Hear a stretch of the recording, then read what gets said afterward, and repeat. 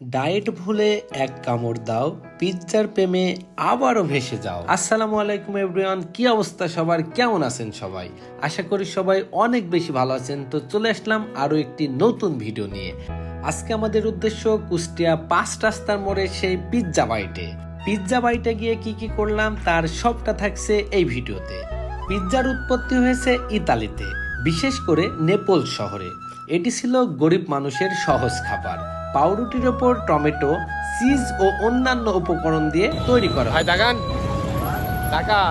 আমি শাহিন ভাইকে বলছি, ভাই একটু তাকান। ভাই বলতেছে যে রাখো তো আলিফ, আগে খেয়ে নি। এত টেস্টি মজাদার খাবার থেকে কেউ ভিডিও করে নাকি?